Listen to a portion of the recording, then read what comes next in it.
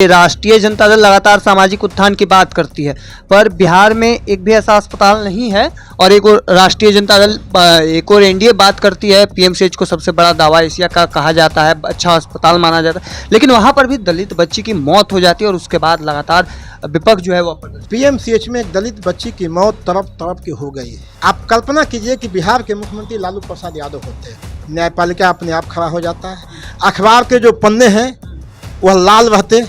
कि 1990 में जब सरकार बनी, अब 1990 में के बाद जो बच्चे पैदा किए हुए, उनको जानना चाहिए कि 1990 से पहले कैसा बिहार था।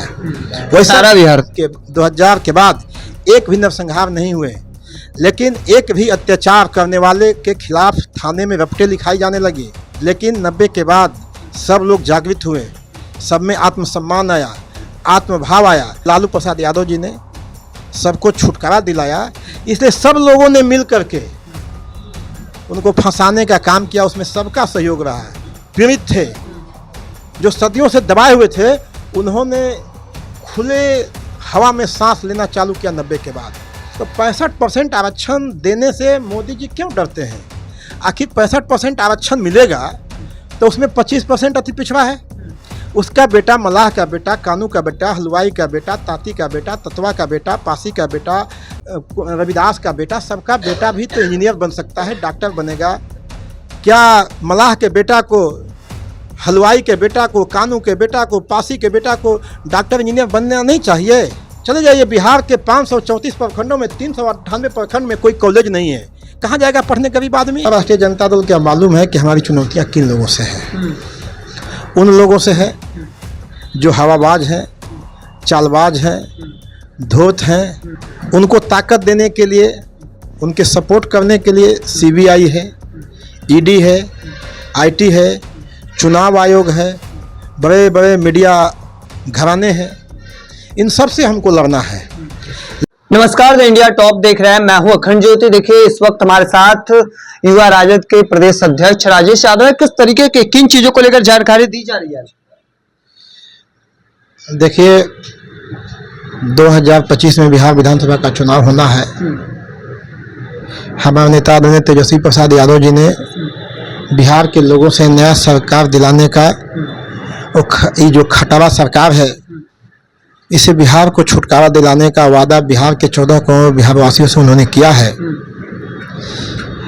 उनके इस काम में युवा राष्ट्रीय जनता दल पूर्व मुस्तैदी के साथ अपने नेता तेजस्वी प्रसाद यादव जी के कारोबार को आगे बढ़ाने में मजबूती से लगा हुआ है। हम 2025 के चुनाव के लिए तैयार हैं। और युवा राष्ट्रीय जनता दल क्या मालूम है कि हमारी चुनौतियाँ किन लोगों से हैं? उन लोगों से है जो हवाबाज हैं, चालबाज हैं, धूर्त हैं, जुमलेबाज हैं, पाखंडी हैं।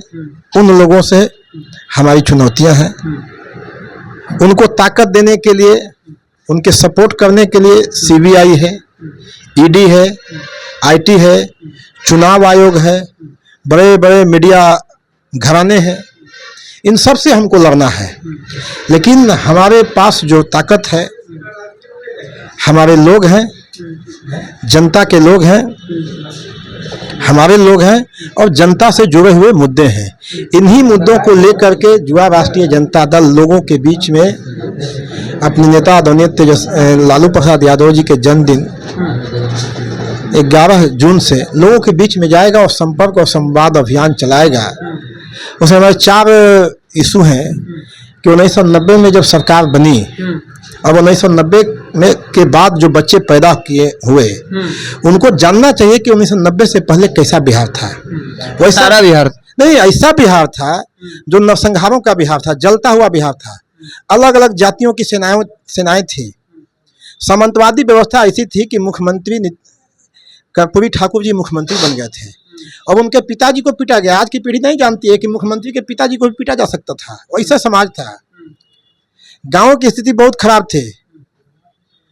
छोटे समाज के लोगों को, जो इन्हीं के यहाँ मजदूरी करते थे, उनको भरपेट खाने को नहीं दिया जाता था, पढ़ने नहीं दिया जाता था, सड़कें भी नहीं थी सर, बिजली भी नहीं। मैं पूछना चाहता हूँ, पहले सामाजिक बात कीजिए ना। यहाँ तो किसको कौन चलना भाई? वहाँ तो भरपेट न खाने दिया जाता था, न सोने दिया जाता था। वैसे हालत में बिहार मिला था। और लालू प्रसाद यादव जी जब बिहार के मुख्यमंत्री बने, इस सारे झंझावट को उन्होंने दूर किया। आप देखिएगा 2000 उन्होंने उस पर काबू पाया और 2000 के बाद एक भी नरसंहार नहीं हुए, लेकिन एक भी अत्याचार करने वाले के खिलाफ थाने में रपटे लिखाई जाने लगी। उस समय बलात्कार की अन्य घटनाएं होती थी गाँव में, उसकी कहीं पुलिस में रिपोर्ट नहीं लिखाती थी, कहीं अखबारों में खबरें नहीं छपती थी। लेकिन 90 के बाद सब लोग जागृत हुए, सब में आत्मसम्मान आया, आत्मभाव आया। 90 के पहले बिहार की स्थिति कमोवेश हमारे पुरखे ज्योतिबा फुले ने जो दर्शाया है गुलामगिरी में, उसी तरह से गुलामों की स्थिति थी। लेकिन लालू प्रसाद यादव जी ने सबको छुटकारा दिलाया, इसलिए सब लोगों ने मिल करके उनको फंसाने का काम किया। उसमें सबका सहयोग रहा है। उस व्यवस्था को जितने लोग पालने और पोसने वाले लोग थे, सब लोग उसमें थे। अब इनको मिल करके फंसा दिया, चूँकि सदियों से जो चला आ रहा था उसको इन्होंने पूर्णतः खत्म करने का काम किया है। आज आप समझिए कि जो अलग अलग दलों में जो नेता लोग हैं, जो बोलते हैं ना, 90 से पहले अपनी टाइटल नहीं बता पाते थे, छिपते थे कि लोग जान नहीं जाए कि हम किस समाज से हैं। और 90 के बाद जब लालू जी आए तो सब लोगों ने अपना नाम चेंज करने लगा। किसको बोल रहे हैं? सब आप सब जानते हैं, बताने की जरूरत नहीं है, सबको है, सब मालूम है। हाँ। किसी की हैसियत नहीं थी किसी पार्टियों में। आज सभी पार्टियों में जो दिखाने के लिए पुतला ही रखा जाता है, या पुतला रखने का भी काम लालू प्रसाद यादव जी के आने के बाद होने लगा पार्टियों में, अब सभी पार्टियों में। तो हम लोगों ने बदला और हम लोग इसी सवाल करके अभी कई आयोग का गठन हुआ। बिहार में 25 साल से कम उम्र के 58% लोग हैं। उनके लिए हम लोग की मांग थी, बिहार के युवाओं की मांग थी कि बनाया जाए, युवा आयोग बनाया जाए, लेकिन नहीं बनाया गया। अब कई आयोग बना, उसमें भी आयोग बना देते। तो हम लोग इस सब सवालों को लेकर के 90 के बाद जो जन्मे हुए लोग हैं उनको हम लोग मैन टू मैन बताएंगे। मतलब 90 से 2005 तक जो आपने काम किया वो बताएंगे? वो भी बताएंगे कि हमने क्या किया, क्योंकि कैसा मिला था हमको स्थिति, हाँ। और उसको हमने किस तरह से ठीक करने का काम किया। आप समझिए कि जो लोग कहते हैं वह दलितों के लिए, शोषितों के लिए, वंचितों के लिए सुनहरा युग था। अगर जब इतिहास लिखाएगी तो स्वर्ण अक्षरों में लिखा जाएगा कि जो सदियों से पीड़ित थे, जो सदियों से दबाए हुए थे, उन्होंने खुले हवा में सांस लेना चालू किया 90 के बाद। हम अपने नेता आदरणीय तेजस्वी जी का कि उन्होंने 17 महीना के महागठबंधन संग्राम में विकास के लिए, युवाओं के लिए, महिलाओं के लिए, समाज के कई सेक्टरों में जो काम किया उसको लोगों के बीच में लेके जाएंगे। अभी देखिए लोग उछाल उछाल बोलते हैं कि हम बहुत काम करते हैं, तो 65% आरक्षण देने से मोदी जी क्यों डरते हैं? आखिर 65% आरक्षण मिलेगा तो उसमें 25% अति पिछड़ा है। उसका बेटा, मलाह का बेटा, कानू का बेटा, हलवाई का बेटा, ताती का बेटा, ततवा का बेटा, पासी का बेटा, रविदास का बेटा, सबका बेटा भी तो इंजीनियर बन सकता है, डॉक्टर बनेगा, बीडीओ बनेगा, सीओ बनेगा। अगर यह नहीं करेंगे, आखिर उसको रोकने से किसका घाटा जा रहा है? ये लोग का जा रहा है। क्योंकि यही लोग 90 से पहले उनकी हरवाही करते थे, उनके घर में बराहिलगिरी करते थे। ये लोग नहीं चाहते हैं कि उनके घर में, चूँकि क्या कहा गया है कि जब नौकरी लगेगा तो सम्मान आएगा, धन आएगा, पैसा आएगा। और देखिए इसी बात को ज्योतिबा फुले तो 200 साल पहले कह गए हैं कि विद्या बिना मति गई, मति बिना नीति गई, नीति बिना गति गई, गति बिना धन गया, और एक धन ने शूद्रों को इतना पतित बना दिया कि वह समझ भी नहीं सकते थे कि हम गुलामी में जी रहे हैं। लालू प्रसाद यादव जी ने यहीं से इस कार्रवाई को चालू किया और लोगों को जो है एक नया जिंदगी, नया सोच पैदा करने का काम किया। और सब लोगों ने मिल करके उसमें साथ देने का काम किया।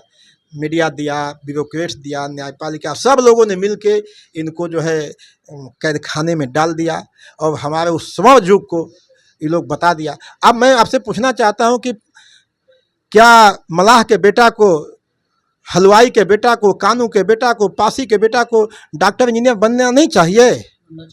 आज स्कूलों की क्या स्थिति है? पढ़ेगा तभी ना बनेगा। आज देखिए कि चले जाइए बिहार के 534 प्रखंडों में 398 प्रखंड में कोई कॉलेज नहीं है। कहाँ जाएगा पढ़ने गरीब आदमी? 58% जो है आबादी है, उसके लिए कोई योजना नहीं है। तो इन सारे सवालों को लेकर हम लोगों के बीच में जाएंगे। अपने नेता आदरणीय लालू प्रसाद यादव जी के जन्मदिन से युवा राजद जो है संवाद और संपर्क कार्यक्रम चलाएगा और पटना में भी हम लोग मिलेंगे, डेट बताएंगे अपने आदरणीय नेताजी से लेकर के, और पटना में भी हम लोग कार्यक्रम 11 जून से एक्शन मोड में रहेंगे। हाँ पूरा, चूंकि अब हम लोग चूंकि अपने नेता को साथ देना, चूंकि नेता ने जब घोषणा किया है तो युवा राजद अपने नेता को ताकत देने का काम, उनको भरोसा दिलाएगा कि युवा राष्ट्रीय जनता दल आपके कंधे से कंधे मिला के आपके इस अभियान में मजबूती से लगा हुआ है। एक आखिरी सवाल रहेगा कि राष्ट्रीय जनता दल लगातार सामाजिक उत्थान की बात करती है, पर बिहार में एक भी ऐसा अस्पताल नहीं है, और एक और राष्ट्रीय जनता दल एक और एनडीए बात करती है, पीएमसीएच को सबसे बड़ा दावा एशिया का कहा जाता है, अच्छा अस्पताल माना जाता है, लेकिन वहां पर भी दलित बच्ची की मौत हो जाती है और उसके बाद लगातार विपक्ष जो है वो प्रदर्शन करता है। मैं सिर्फ इतना ही कहना चाहता हूँ आपसे कि पीएमसीएच में एक दलित बच्ची की मौत तड़प तड़प के हो गई है। आप कल्पना कीजिए कि बिहार के मुख्यमंत्री लालू प्रसाद यादव होते हैं, क्या होता है? न्यायपालिका अपने आप खड़ा हो जाता है। जो बड़े बड़े मीडिया हाउस हैं, जो बड़े बड़े, आप लोग तो चूंकि हम लोग का साथ देने वाले लोग हैं, चूंकि साथ में ईमानदारी से काम करने वाले लोग हैं, लेकिन जो बड़े बड़े मीडिया हाउस हैं चिल्लाते, क्या चिल्लाते कहने की जरूरत नहीं है। अखबार के जो पन्ने हैं वह लाल रहते कि क्या स्थिति है और इसको क्या कौन सा राज्य का नाम देता है, आप समझ सकते हैं। मैंने इसीलिए कहा कि हम लोग की जिन लोगों से लड़ाई है वो चालबाज, चतुर, धोखेबाज हैं, और उनको ताकत देने का काम media, bureaucrat, CBI, IT, ID, अंत में चुनाव आयोग सब देता है। लेकिन इसके बाद भी बाबा साहब डॉक्टर भीमराव अम्बेडकर, रामास्वामी पेरियार नायकर और ज्योतिबा फुले ने जो ज्योति जलाई है, इस ज्योति को समय समय पर हमारे पुरखे आगे बढ़ाते रहे हैं। कभी कांसी राम और मुलायम सिंह यादव ने बढ़ाया, कभी राम स्वरूप वर्मा ने बढ़ाया, कर्पूरी ठाकुर ने बढ़ाया, डॉक्टर राम मनोहर लोहिया ने बढ़ाया। आज इस कारवा को बढ़ाने की जवाबदेही बिहार में तेजस्वी प्रसाद यादव जी के कंधे पर है, और युवा राष्ट्रीय जनता दल का एक एक कार्यकर्ता अपने नेता को कंधे से कंधे मिलाकर ताकत देने का काम कर रहा है। चलिए, 11 जून से राष्ट्रीय जनता दल चुनावी मोड में नजर आने वाला है, और यह लोगों के बीच जा जाकर यह बताने का काम करेंगे कि 1990 से लेकर 2005 तक इन्होंने क्या काम किया है। ऐसे में देखना होगा कि तस्वीर क्या कुछ निकलकर सामने आती है। तब तक तमाम हर अपडेट को देखते रहने के लिए इंडिया टॉप देखते रहें। धन्यवाद।